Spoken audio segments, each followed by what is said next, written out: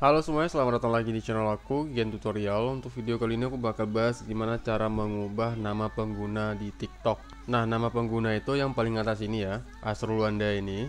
Kenapa aku ada nama Asrul Bennington di bawah?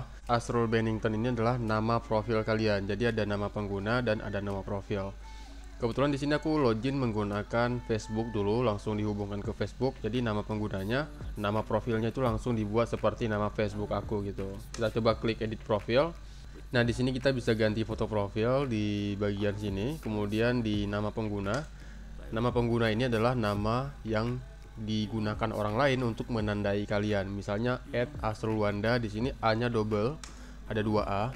Nah, di sini kita bakal ubah, misalnya kalian ubah jadi tambahin 12, misalnya seperti ini ya.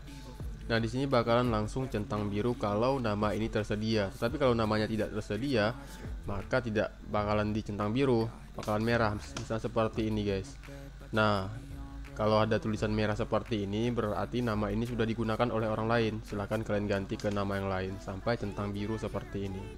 Kemudian di sini kita juga bisa mengubah nama jadi nama akun kalian. Kalau di sini kan saya Asrul Bennington karena ini langsung disesuaikan dengan Facebook. Ada juga bio.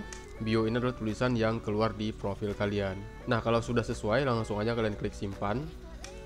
Nah, di sini dijelaskan lagi Anda dapat mengubah nama pengguna sekali setiap 30 hari. Jadi pastikan kalian sudah yakin dengan nama tersebut sehingga tidak perlu diubah lagi. Nah, di sini saya tidak bakalan ubah. Kenapa? Karena ini berhubungan dengan banyak hal di sosmed saya yang lain. Jadi kalau misalnya kalian ingin mengubah nama penggunanya, silahkan klik tetapkan nama pengguna. Nanti bakalan langsung berubah gitu ya. Terima kasih, semoga video ini bermanfaat. Jangan lupa klik like, subscribe, serta kalian mau minta tutorial apa, langsung aja tulis di komentar, nanti bakal aku review dan aku buat videonya.